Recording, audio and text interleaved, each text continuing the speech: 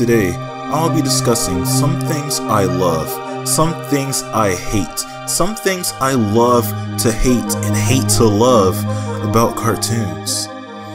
This is going to be a very interesting video. I might make a 10 things for each series one day that I'm talking about, but not right now because kinda too much effort to get refreshed on all these shows that I like. But I mean, I guess we're in quarantine now, so I could do that. But for now, welcome to 10 things I love and hate about cartoons.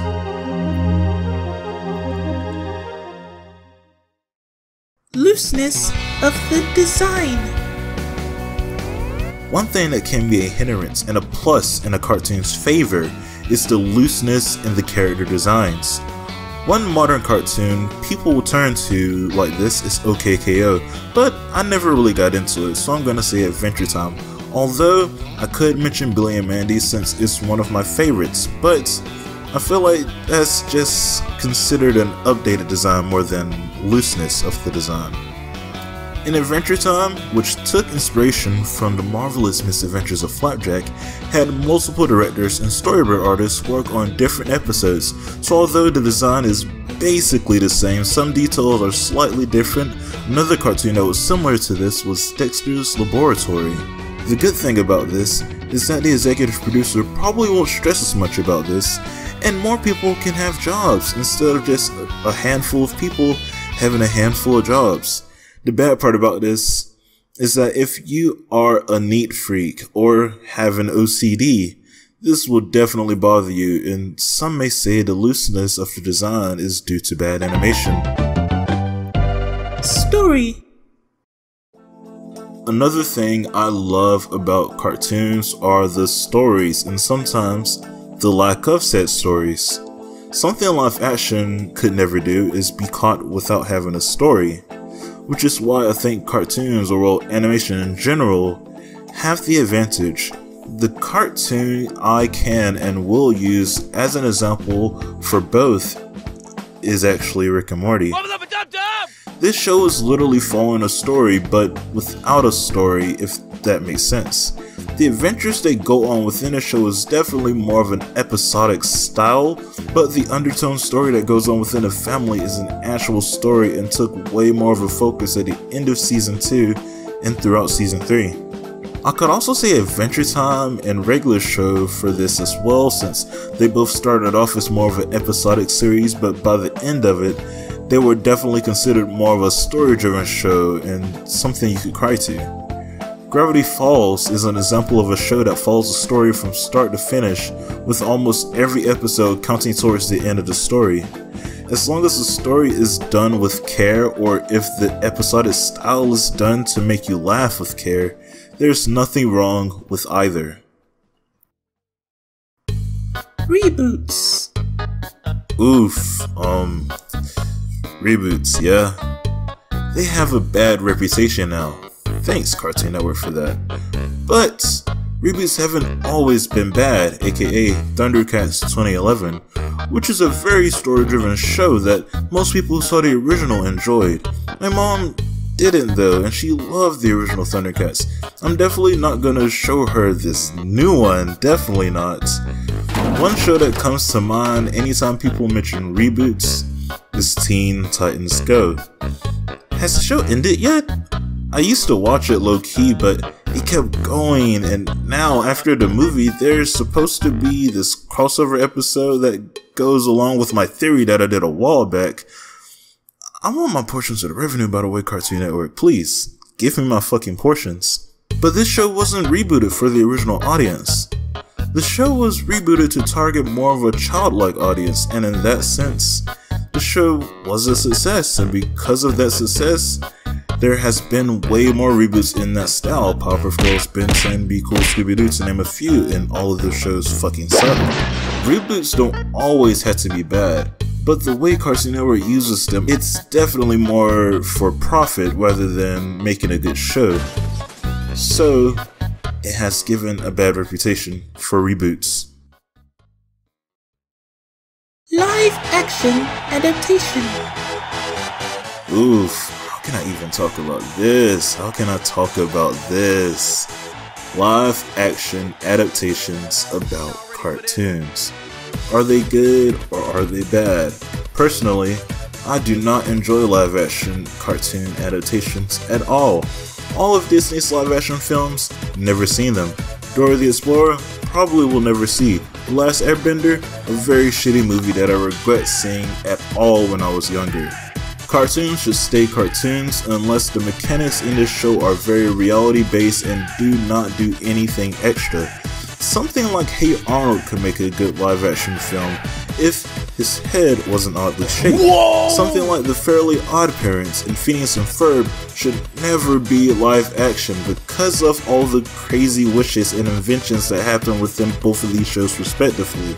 Live action adaptations do have a potential to be great, but the rep it has is currently not good at all. G intros. Cartoons, sitcoms, anime, everything has a catchy intro, or well, they used to. Most modern cartoons recently have little to no intros. Regular Show is a good example of this. Cartoon Network is a good example in general of have a quick and catchy intro, but having a full intro would be so much better for some shows, i.e. like SpongeBob is. 2 11-minute episodes that are put together with one intro and outro. Longer intros for modern shows are not on Cartoon Network. Milo Murphy's Law and Star vs. the Forces of Evil, to name a few. I love intros rather long or short if they're done right though.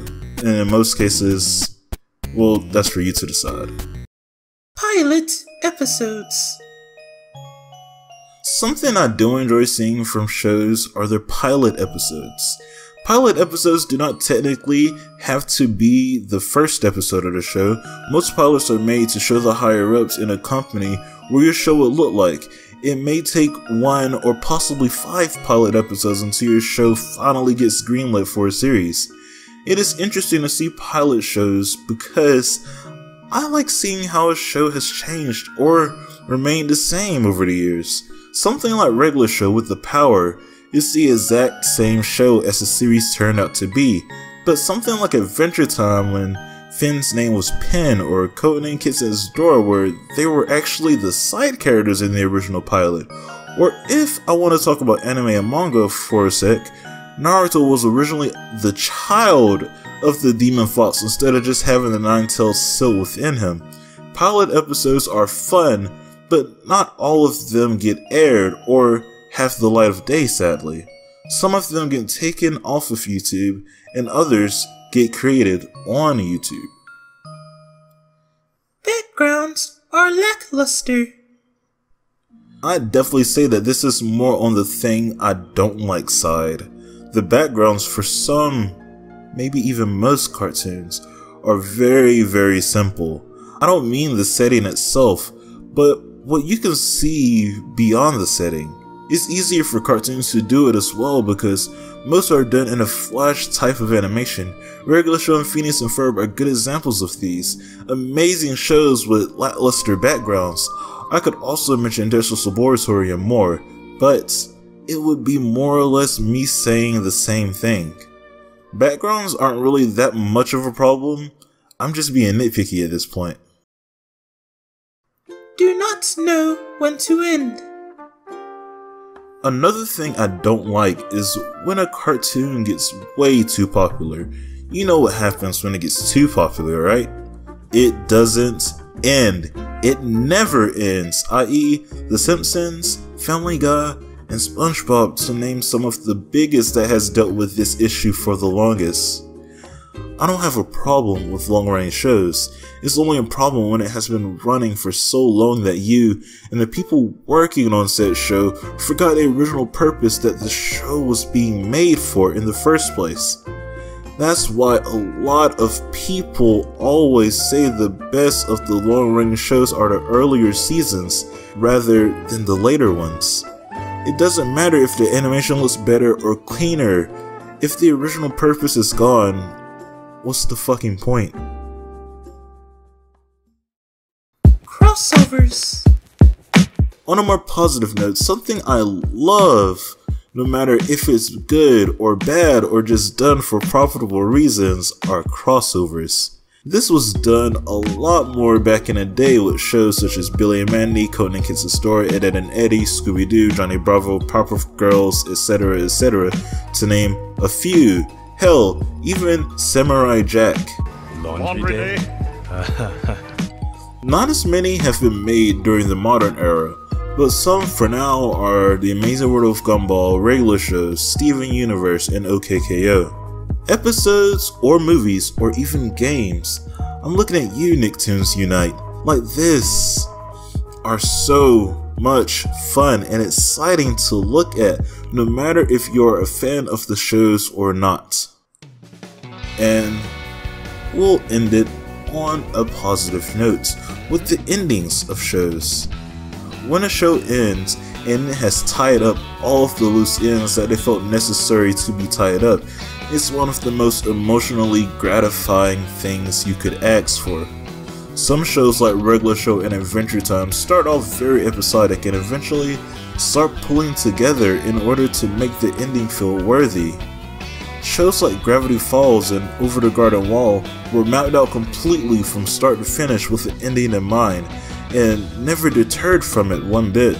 Shows like these that can pull off an ending and make you feel something are worth watching, no matter how long, short, or if they have boring downtime episodes. I do want to end on a positive note, but let me get this off my chest really quickly. Samurai Jack's ending is completely shit. Not only did they take it from Gurren Lagann, but it has been years. Can we not give Jack a happy fucking ending with a happy fucking family, please? And why was it rushed? Oh my god, it should have at least been an hour or 45-minute special. I apologize. But with that being said, thank you guys so much for watching. Make sure you leave a like, comment, and subscribe. I definitely didn't mean to talk for this long. This has been like a 20-minute recording. It's kind of fun to talk, but at the same time it's not very fun to talk. I'm very emotionally invested in cartoons. They're some of the most interesting things you could watch, honestly. Even now, cartoons are getting more experimental with shows like The Midnight Gospel, Rick and Morty, etc, etc, Final Space, man. So yes, this is kind of a love letter to cartoons at the end of the day. This channel is a love letter to cartoons, basically. If you want to see more, please tell me in the comments down below, and I'll see you guys around next time. Okay, peace.